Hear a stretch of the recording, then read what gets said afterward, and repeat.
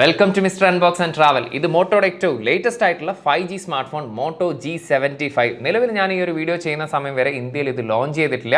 Anyway ഈ ഒരു price സെഗ്മെന്റിൽ ഞാൻ എക്സ്പെക്ട് ചെയ്യാത്ത രണ്ട് കിഡിലൻ ഫീച്ചർ ഈ ഒരു സ്മാർട്ട്ഫോണിൽ ഉൾപ്പെടുത്തിയിട്ടുണ്ട്. അതുപോലെ തന്നെ ഒരു കാര്യത്തിൽ ചെറുതായിട്ട് ഒരു മാറ്റം വരുത്തിയെങ്കിൽ ഈ ഒരു പ്രൈസ് സെഗ്മെന്റിൽ ഏറ്റവും ബെസ്റ്റ് എന്ന് തന്നെ പറയാൻ പറ്റുമായിരുന്ന ഒരു സ്മാർട്ട്ഫോണാണ്. എനിവേ എന്തൊക്കെയാണ് ആ ഒരു കാര്യങ്ങളെന്നുള്ളതൊക്കെ തീർച്ചയായിട്ടും നമ്മൾ ഈ ഒരു വീഡിയോയിലൂടെ പറയുന്നുണ്ട്. മാത്രമല്ല ഒരാഴ്ചയായിട്ട് ഞാൻ ഈ ഒരു സ്മാർട്ട് ഫോൺ യൂസ് ചെയ്യുന്നുണ്ട്. അതുകൊണ്ട് തന്നെ ആ ഒരു യൂസർ എക്സ്പീരിയൻസ് ഉള്ള രീതിയിൽ തന്നെ ആയിരിക്കും നമ്മൾ വീഡിയോ ചെയ്യുന്നുണ്ടാവുക.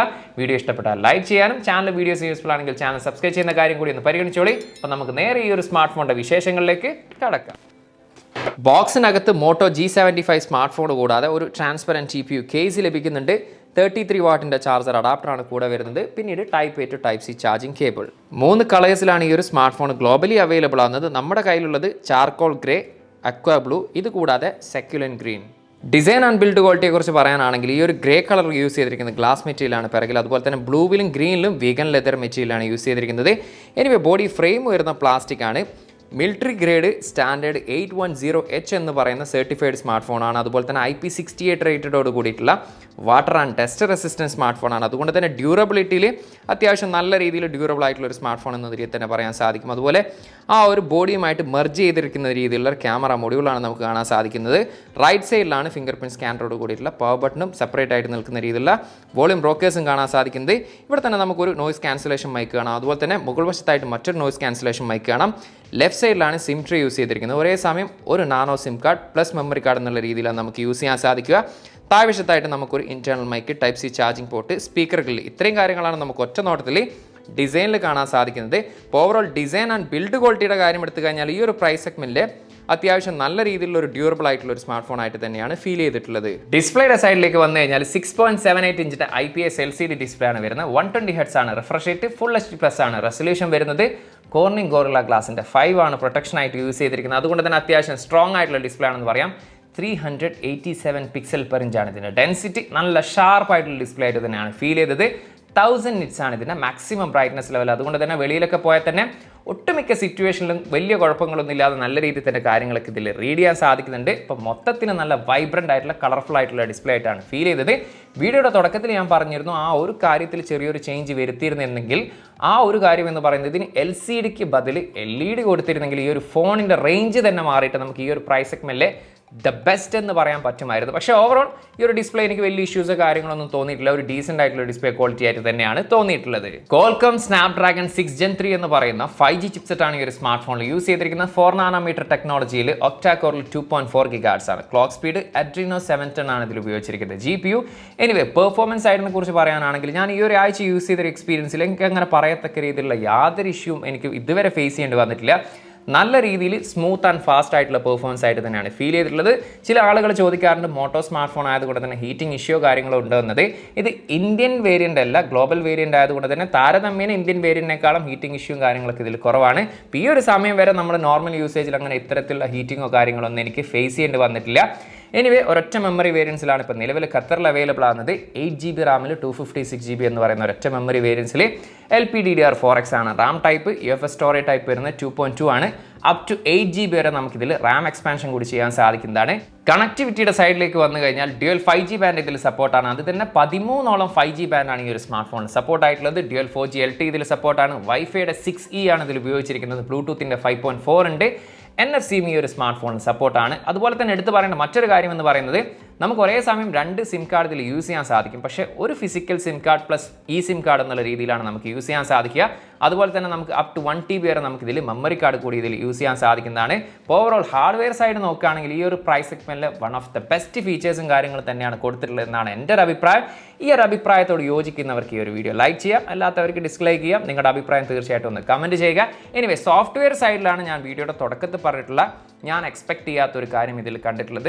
Android 14 ഈ ഒരു സ്മാർട്ട് ഫോൺ പ്രവർത്തിക്കുന്നത്. സാധാരണ രീതിയിൽ ഈ ഒരു പ്രൈസ് സെഗ്മെന്റിൽ മോട്ടോറോള മാക്സിമം 2 years ആണ് OS അപ്ഡേറ്റ് നൽകാറുള്ളെങ്കിൽ ഈ ഒരു motto G75 5 years OS update ആണ് കൊടുത്തിരിക്കുന്നത്. അതുപോലെ തന്നെ 6 years ഇതിൻ്റെ സെക്യൂരിറ്റി പാച്ച് അപ്ഡേറ്റും കൊടുത്തിട്ടുണ്ട്. അപ്പോൾ തീർച്ചയായിട്ടും സാംസങ് ബ്രാൻഡാണ് പൊതുവെ ഇത്ര ഈ ഒരു പ്രൈസ് സെഗ്മെന്റിൽ കൂടുതൽ വർഷം OS അപ്ഡേറ്റ് കൊടുക്കാറില്ലെങ്കിൽ മോട്ടോയും ആ ഒരു സെഗ്മെന്റിലേക്ക് വന്നിട്ടുണ്ട്.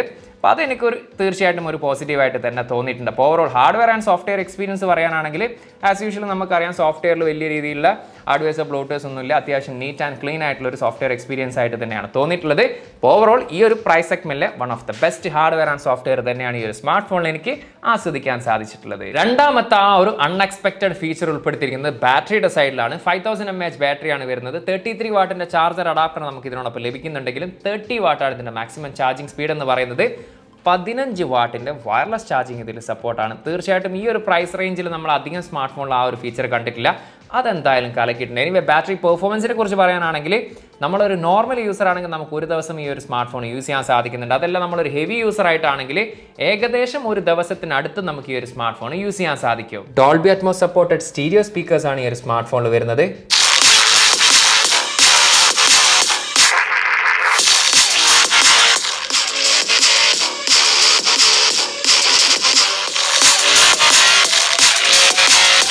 സ്റ്റീരിയോ സ്പീക്കേഴ്സ് ആയതുകൊണ്ട് തന്നെ അത്യാവശ്യം ലൗഡി ആയിട്ടുള്ള ഒരു പവർഫുൾ ആയിട്ടുള്ള സ്പീക്കർ ഔട്ട്പുട്ട് ക്വാളിറ്റി ആയിട്ടാണ് ഫീൽ ചെയ്തത്. സൈഡ് മൗണ്ടഡ് ഫിംഗർ പ്രിന്റ് സ്കാനറാണ് ഈ ഒരു സ്മാർട്ട് ഫോണിൽ യൂസ് ചെയ്തിരിക്കുന്നത്. വളരെ ഫാസ്റ്റ് ആയിട്ടും അതുപോലെ തന്നെ ആക്യുറേറ്റ് ആയിട്ട് നമുക്ക് ഫിംഗർ ലോക്ക് വർക്ക് ചെയ്യുന്ന കാണാൻ സാധിക്കുന്നുണ്ട്. ഇനി ഫേസ് ലോക്കിൻ്റെ കാര്യം എടുത്തു കഴിഞ്ഞാൽ ഫേസ് ലോക്കും വളരെ പെട്ടെന്ന് തന്നെ ഡിറ്റക്ട് ചെയ്യുന്നത് കാണാൻ സാധിച്ചിട്ടുണ്ട്.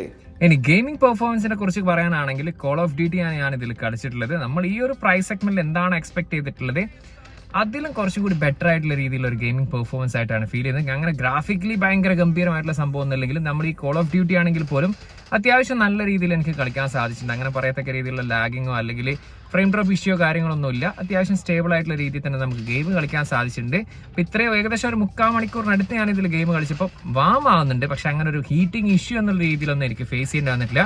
ഓവറോൾ നമുക്കൊരു ടൈം പാസ് എന്നുള്ള രീതിയിലൊക്കെ ഒരു നോർമൽ ഗെയിമിംഗ് എക്സ്പീരിയൻസ് ഒക്കെ ആസ്വദിക്കുന്ന ആളുകളാണെങ്കിൽ തീർച്ചയായിട്ടും നിരാശപ്പെടുത്താത്ത ഒരു പെർഫോമൻസ് തന്നെ നമുക്ക് ഈ ഒരു സ്മാർട്ട് ഫോണിൽ കാണാൻ സാധിക്കുന്നതാണ്. ഇനി ക്യാമറയെ കുറിച്ച് പറയാനാണെങ്കിൽ 3 ക്യാമറയാണ് പിറകിൽ ഉപയോഗിച്ചിരിക്കുന്നത്. 50 മെഗാ പിക്സലിന്റെ മെയിൻ ലെൻസ്, സോണിയുടെ LYTIA 600 സെൻസറാണ് ഇതിൽ ഉപയോഗിച്ചിരിക്കുന്നത്. ഒപ്റ്റിക്കൽ ഇമേജ് സ്റ്റെബിലൈസേഷൻ സപ്പോർട്ടാണ്.